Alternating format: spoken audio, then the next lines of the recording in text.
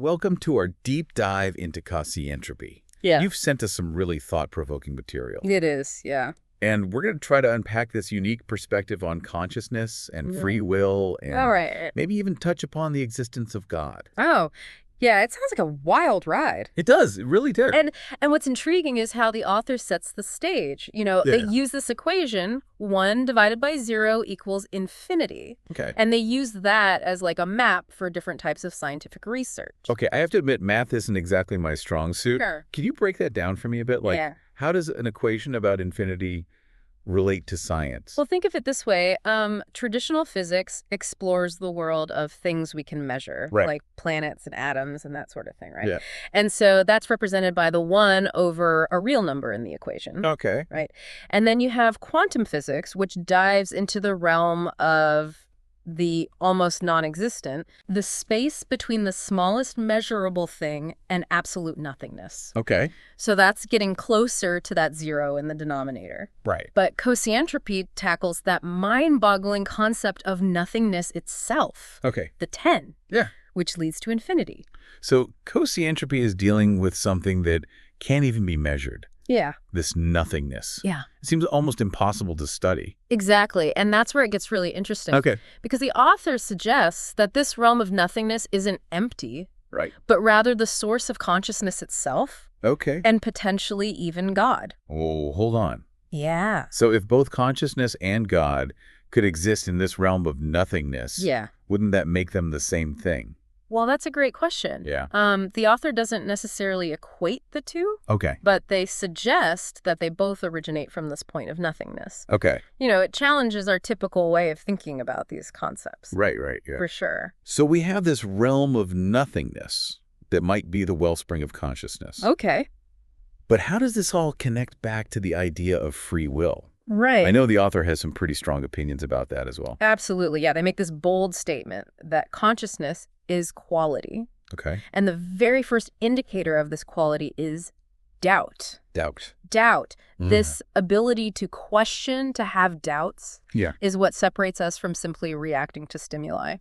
Okay. Right. But how does doubt lead to free will? Right. Seems like a little bit of a leap there. Well, the author argues that doubt leads to subjectivity, Okay. to the separation of questions from answers, Right. good from evil, Yeah. And from that place of questioning and subjective interpretation, free will emerges. Okay, so instead of just reacting based on instinct or programming, Right. we have this capacity to doubt, to question, and ultimately to choose a different path. Exactly, precisely. It's like Okay. we have access to this realm of possibilities, Yeah. and our consciousness is choosing which ones to collapse into reality. Wow. It's a fascinating twist on traditional ideas about free will, right? It is. It really is, yeah. Yeah. But I can't help but think about all those, neuroscience experiments Oh, yeah. that supposedly disprove free will, Right. where they show brain activity happening before we're even aware of making decision. Yeah. Doesn't that kind of contradict this whole idea that we're consciously choosing? Well, the author acknowledges those experiments, but suggests that maybe they're not looking at the whole picture. Uh-huh. If consciousness is operating from the 0 point outside of our conventional understanding of time and space, Right. then those experiments might be missing a crucial piece of the puzzle. So maybe our conscious choices are being made outside of the linear time frame that those experiments are measuring. That's one way to look at it. Okay. It definitely challenges us to consider alternative explanations Yeah. for how consciousness and free will might be operating. Right. Okay, so if this 0 point is so crucial, how can we even study it? Right? It's nothingness, right? Right. What tools do we even have to explore something that seems to defy definition? That's where things get really mind-bending. The author turns to quantum physics for clues, suggesting that nothingness might not be empty space, Okay. but rather a geometrically dimensionless point, Okay. the 0 point Okay. that's reachable from anywhere in the universe. Wait, how could a single point be accessible from everywhere? Yeah. I'm having trouble visualizing that. It's definitely a tough concept to grasp. Yeah. But think about the phenomenon of quantum entanglement. Okay. 2 entangled particles can react simultaneously, even if they're light years apart. Oh, yeah, that's spooky action at a distance, as Einstein called it. Exactly. It makes my head spin every time. Yeah, and what's even more incredible is that some theoretical physics models suggest time might not be a factor in this 0 point. Imagine a place outside of time and space, yet somehow connected to every point in the universe. Whoa. So we're talking about a point that is everywhere and nowhere at the same time. We certainly are. This is getting deep. It is. This is deep. And this concept of a timeless zero point, it leads us to some fascinating questions Yeah. about how we experience time itself. Right. But we'll dive deeper into that in the next part of our deep dive. Okay, I'm already hooked. Right. We've gone from defining consciousness as a quality Yeah. to exploring the implications of a timeless zero point. Right. This is definitely pushing the boundaries of what I thought I knew. You and me both, and we're just getting started. All right. Buckle up. Welcome back. Last time we were grappling with the idea of this zero point, a place outside of time and space. Yeah, it's one of those things that sounds completely bonkers at first, It does. but then the more you think about it, Yeah. the more intriguing it becomes. Absolutely. It certainly challenges our conventional understanding of reality. And one of the most fascinating aspects is how this timeless zero point Right. might influence our experience of time itself. Okay. Remember that thought experiment about running toward the future, but never quite reaching the present moment? Yeah, it really drove home the point that the present is always slipping away from us. Exactly. We're constantly chasing after it, but never actually catch it. Right, right. And the author suggests that this elusive now, Okay. this constant state of becoming rather than being, Right. might be a result of our consciousness interacting with this timeless zero point. So are you saying that time itself isn't real? Right. That it's all just an illusion created by our minds? Not necessarily. It's more nuanced than that. Okay. Time might very well be a fundamental aspect of the universe. Right. But the way we experience it as this linear progression from past to present to future Yeah. might be a construct of our consciousness. Okay, I'm trying to wrap my head around this. Sure. So if our consciousness is somehow rooted in this timeless zero point, Right. it's experiencing reality outside of the linear flow of time. That's one way to think about it. Right, It's yeah. like our consciousness is tapping into a realm Yeah. where past, present, and future all exist simultaneously. Right. But our brains, wired for linear thinking, Mm-hmm. interpret that information as this continuous flow we call time. I'm picturing it like a film strip, Right. Each frame is a static image, Yeah. a moment frozen in time. Okay. But when you run those frames through a projector, suddenly you have motion, a story unfolding. That's a brilliant analogy. Yeah. And the author argues that our consciousness is essentially the projector, Okay. creating the experience of time from these timeless moments. So even though our brains are telling us that time is moving forward in this linear way, that might not be the whole story. Exactly. And this has some pretty mind-blowing implications. Like what? Well, if our consciousness is interacting with this timeless zero point, Right. then perhaps concepts like precognition, retrocausality, even time travel might not be as far-fetched as we think. Whoa, hold on. Now we're getting into some serious science fiction territory. Here we are. Are you suggesting that we could actually change the past or see into the future? It's certainly a possibility the author explores. Wow. If the past and future are not fixed points on a linear timeline, Right. but rather potentials existing within this zero point, Cool. then perhaps our consciousness has the ability to interact with those potentials Okay. in ways we haven't fully grasped yet. But wouldn't that create all sorts of paradoxes? Sure. Like, what if you went back in time and accidentally prevented your own birth? That's where things get really tricky. Yeah.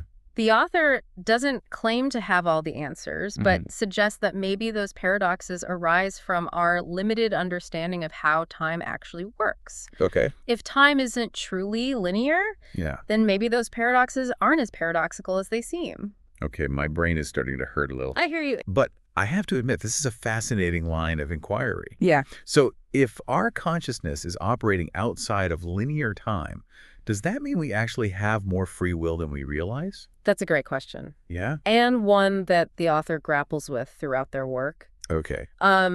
They seem to suggest that the more we tap into this timeless realm, Hmm. the more aware we become of the vast array of possibilities available to us, Right. the more we can exercise our free will to shape our own destinies. But wouldn't that make us all powerful? Like if I could see into the future and knew what choices to make, Right. wouldn't that negate the whole concept of free will? The author addresses that concern as well. Okay. They suggest that it's not about having perfect knowledge of the future or control over every outcome. Okay. It's more about recognizing that we have a greater degree of agency than we typically acknowledge. So instead of being bound by a predetermined fate, Hmm. we have the capacity to influence the course of events with our choices. Precisely. And that's where the connection to the 0 point comes in. Right. The author suggests that our thoughts, our intentions, our choices Hmm. are all emanating from this interconnected 0 point, Okay. rippling out into the universe and shaping the reality we experience. It's like we're all drops of water in a cosmic pond, Right. and each choice we make creates a ripple effect that influences the entire pond. That's a great analogy. Yeah. And it highlights the interconnectedness of everything. Yeah. Our individual consciousnesses are not isolated entities, Right. but rather integral parts of a larger whole. Okay, I'm starting to see how this all fits together, Good. but it still feels a bit abstract. Sure. Do you have any examples of how this might play out in our everyday lives? Sure. Think about those moments when you have a gut feeling about something, Mm-hmm. or when you seem to just know something without any logical explanation. Right. Those could be glimpses of your consciousness tapping into this timeless realm, Okay. receiving information from beyond the linear flow of time. Or what about those times when you make a decision Yeah. that seems to set off a chain of events leading to unexpected outcomes? Yeah, absolutely. It's like your choice created a ripple effect that shifted the course of reality. Exactly. Yeah. Those could be examples of your consciousness interacting with this interconnected 0 point, Right. influencing the flow of events in ways you might not even be consciously aware of. It's like we're all contributing to the collective tapestry of reality, Yes. weaving together our individual threads of experience. Yeah, that's beautiful. And the more conscious we become of our role in this cosmic dance, Right. the more intentional we can be with our choices. That's a beautiful way to put it. Yeah. And it leads us to one of the most profound implications of the author's model. Which is? If our consciousness is not bound by the limitations of time and space, Yeah, then what are we truly capable of achieving? that's a big question. It is. We've explored a lot of ground in this deep dive. We have. And I'm eager to hear what the author has to say about how this all ties together in the end. Me too. And the next part will delve deeper into the implications of this model for our understanding of the universe and our place within it. So stay tuned. Welcome back to our deep dive into Conscientropy. We've been on quite a journey exploring this fascinating model of consciousness, Yeah. where consciousness is a quality emerging from this timeless 0 point, Right. interwoven with free will Mm-hmm. and potentially shaping the very fabric of reality. Absolutely. It's a model that really pushes the boundaries It does. It really is. of our understanding, for sure. And as we wrap up our exploration, Yeah. I'm curious to hear what implications the author sees for this model on a larger scale. Right. Yeah. What does it mean for our understanding of the universe, for example? Well, one of the most intriguing implications is this idea that the universe might be far more interconnected than Yeah. we typically imagine. If consciousness truly emerges from this 0 point, a point that is outside of time and space, Right. yet connected to everything, Yeah. then it suggests a level of interconnectedness that's pretty mind-blowing. So instead of seeing ourselves as isolated individuals, Yeah. or even as separate from the universe around us, Right. we're all fundamentally linked through this shared point of origin. Exactly. It's like we're all tuning into the same cosmic frequency, Right. all part of this grand symphony of consciousness. Right. And our thoughts, our intentions, our actions, they all contribute to the overall harmony or dissonance of the symphony. That's a beautiful image. Yeah. But it also raises the question of responsibility, right? Sure.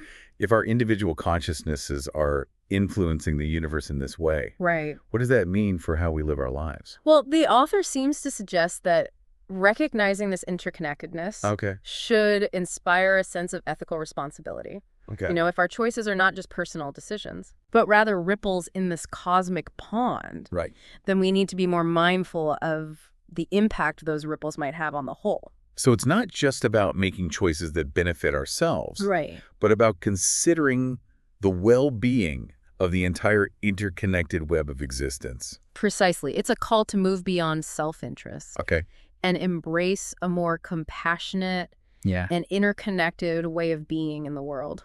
That makes me think about the idea of collective consciousness, Oh, yeah. which we touched on earlier. Sure. If we're all connected through this 0 point, Yeah. does that mean there's a possibility of a shared consciousness, like a kind of hive mind? The author definitely hints at that possibility. Okay.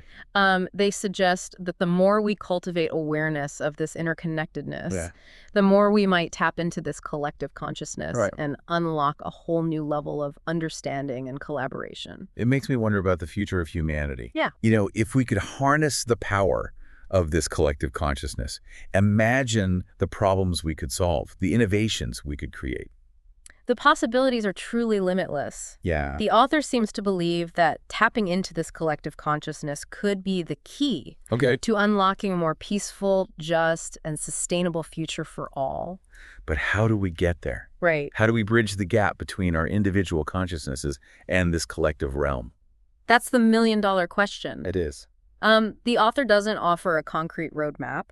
Okay. That suggests that practices like meditation, mindfulness, Right. and compassion cultivation can help us expand our awareness Right. and connect more deeply with this interconnected reality. So it's not just about understanding this model intellectually, Right. but about embodying it in our daily lives. Yeah. Practicing ways of being that foster connection and compassion. Exactly. It's a call to action, an invitation to become more conscious co-creators of our collective reality. This deep dive has been an incredible journey. We've gone from defining consciousness as a quality It has. to exploring the illusion of time, Yeah. from contemplating the nature of free will, Right. to envisioning a future where humanity is united through a shared consciousness. It's been mind-blowing. It has. It really has. And while the author's ideas might seem radical or even fantastical at times, Yeah, I think they offer a powerful and inspiring vision for the future. absolutely. And even if we don't fully grasp all the intricacies of conscientropy, Right. I think the key takeaway is this. We are far more interconnected than we realize. Yeah. And our choices have the power to shape not only our own lives, but the reality we all share. Beautifully said. And perhaps the greatest adventure lies in exploring this interconnected reality, deepening our awareness, and discovering the boundless potential that lies within each of us and within humanity as a whole.